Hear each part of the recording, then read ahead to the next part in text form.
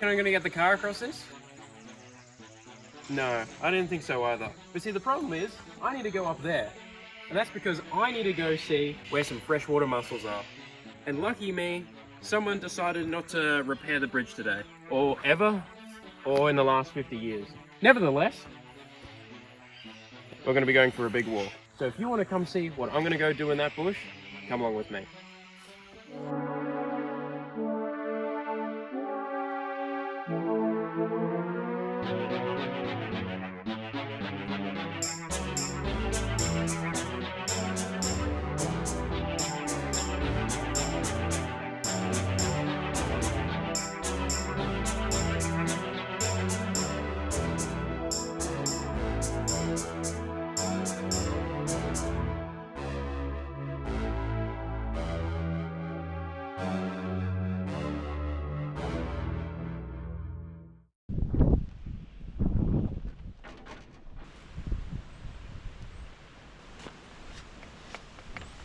Right, time to go.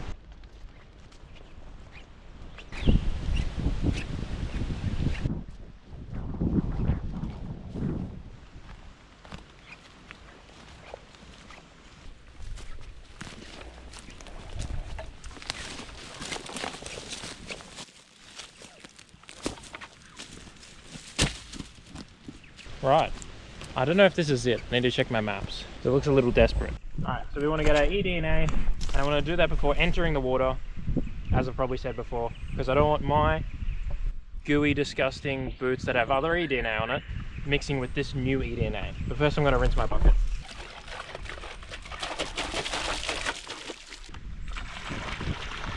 Patent pending on my design. It's very, very sophisticated. That would be a broom handle and tape and bucket. I'm just going to rinse the shit out of it. It's really obliterate the absolute living daylights out of any eDNA that thinks it can exist in here. I think the eDNA is dead. So I'm going to get my actual sample now. I'm going to get it just a little bit further down where I haven't just rinsed out all my crap. It looks like a good spot. So just get my bucket and just scoop a scoop. And I might get a little bit more down there, but that's it. Beautiful. Would this be about the right time to tell you that those aren't waterproof? Yeah, I think this is it. I think my aquatic plant survey is going to be very short-lived in this one.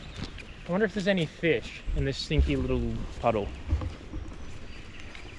I'm going to go with no. I'm hoping there's mussels though, that'd be cool. Oh, look at that. It's a mussel.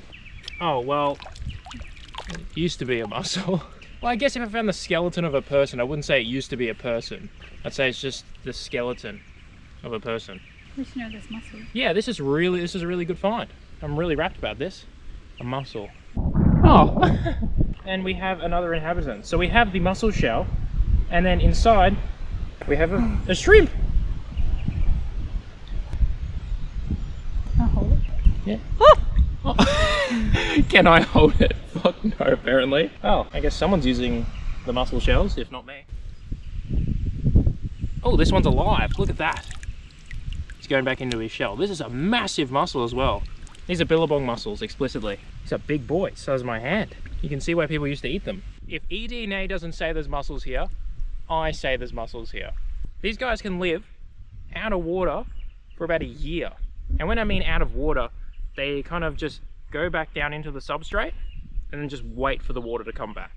So they're not, you know, walking along the land, but still. Very cool. There's another shell over there too. Yeah, I can see them. You can a lot of times spot them via the whiteness of the decay of the shell. You see down there the shell. Just over there there's another shell.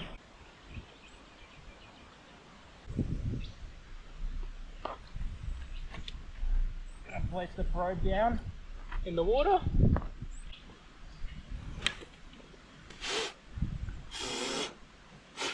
So depth 30 centimeters. Aquatic plants are obviously very absent, and temperature 21.48.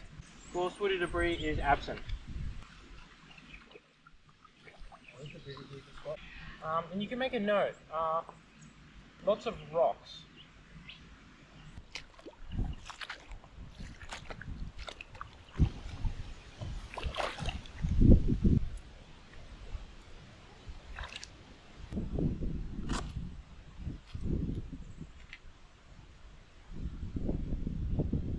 No, stick, don't fall.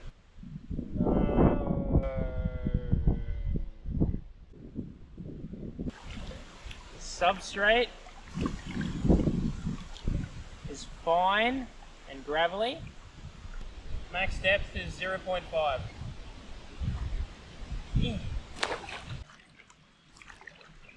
Oh. Oh. That's better.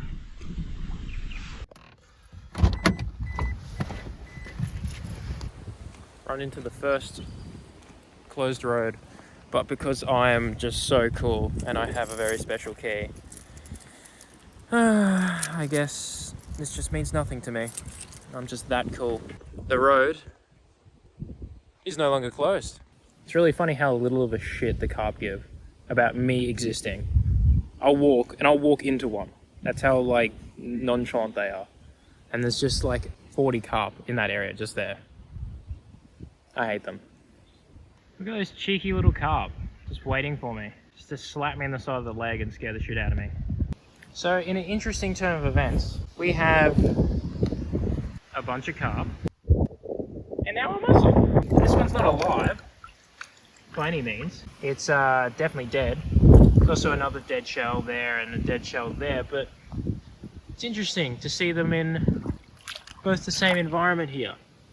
You can see the little whites of the shells poking out sometimes as well. Not seeing a lot of alive ones yet though. I don't know if that's indicative of our disgusting little friends over there. But lucky me, my transect goes right through them. So I'll be sure to give them a kiss for you.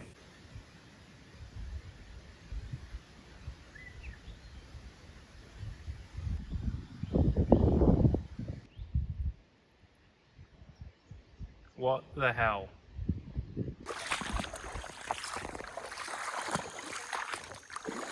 So we're at a very beautiful looking wetland. It's very shallow and it deepens down the other way. But we've come across water ribbons, which are an Australian native plant. There are 3 species of water ribbons in Australia. Well, in the area that I'm working in. And they all look extremely similar. But if you get it just right the timing, you can tell what species they are based on kind of their it would be kind of their seed releasing and flowering on top. The 3 species look very similar except for a defining characteristic. One of these will look narrow, one of these will look curved, and then the other one will look something else. So using these I can identify what they are. I'm pretty certain that these are the same. These are one and the same. However, I'm still not certain, so we're going to use one more characteristic to define that. And that is, we're going to uproot the plant and have a look at its roots, and then we'll truly know. So, we're going to ask permission from the plant. Can I take your roots? The plant says, yes, please. So now I'm just going to do a bit of digging, because water ribbons have these kind of nodules. And these nodules used to be quite important for certain people, especially Indigenous Australians, as a food source. I really need to get in there to get them out. Right. So when we pull this out, we can see we've got these long, slender nodules. Now these nodules, looking at them, don't look egg-shaped. They look quite slender. So we're going to go with, it's the curly one. And another beautiful feature about these is, why they were a good food source is because you can eat these. Tastes quite sweet. Tastes quite strange, in fact. Almost like a sweet potato. You can tell that they kind of look like that. Yeah, let's go with a sweet potato. Important food source. Not for me, I think I'll stick with sweet potatoes though. And we'll put Mr. Plant back in the ground. So we were stuck between deciding whether it was our northern water ribbons or our common water ribbons. And what we've discovered is the nodules were nice and long and they weren't egg-shaped. So it rules out this, it rules out that, but these had the long nodules and the curly carpels. We're gonna go with our common water ribbons for this one. So there you go, that's how you ID a plant using some of its morphological features.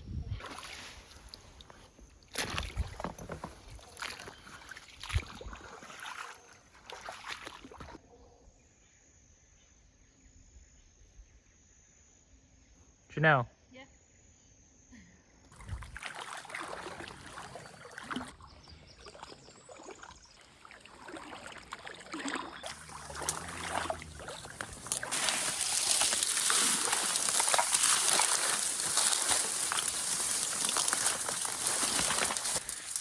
Oh.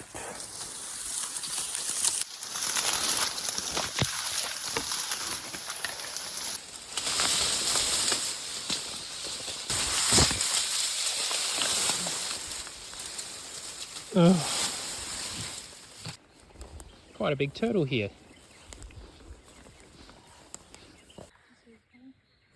I don't know how these turtles work, but it's digging something. So maybe eggs? I'm not sure.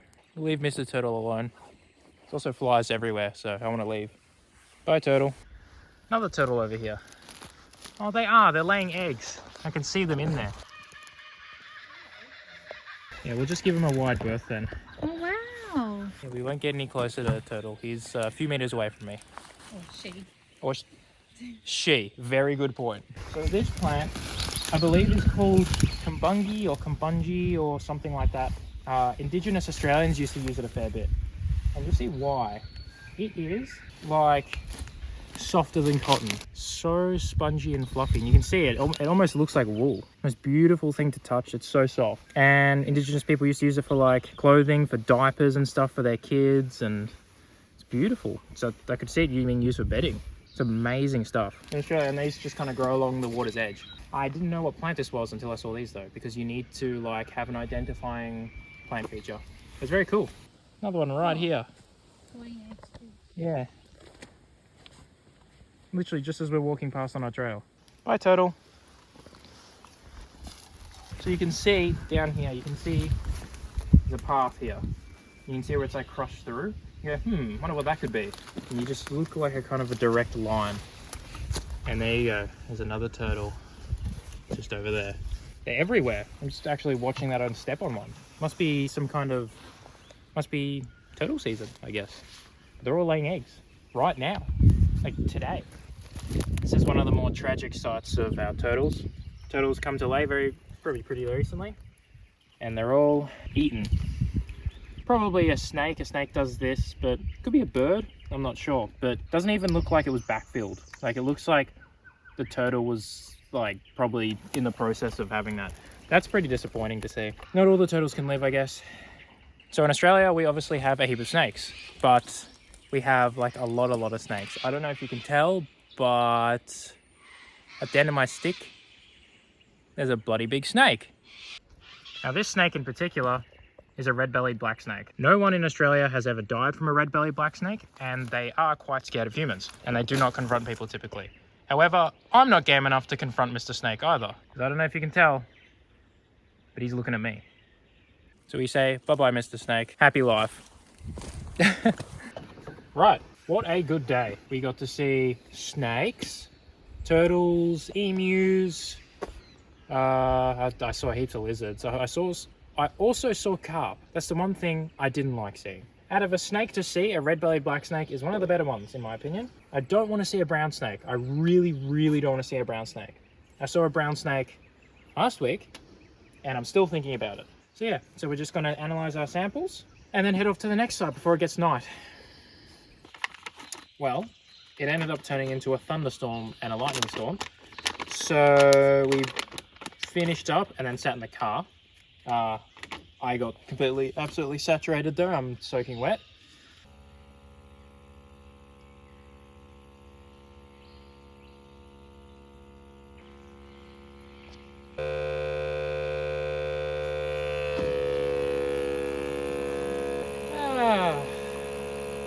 Now the sun's in my eyes. Sorry, mate. I think this way. Well, he was crossing to this side.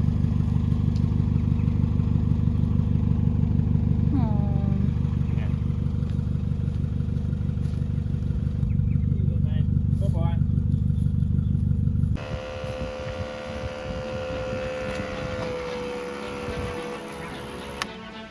Now, as I go through my final sample, I remind you to please subscribe because it helps grow my channel. If you enjoyed any of this and you like seeing me do research, I love doing research and I love filming it, but it really helps with some channel growth and support. So if you don't mind, thank you.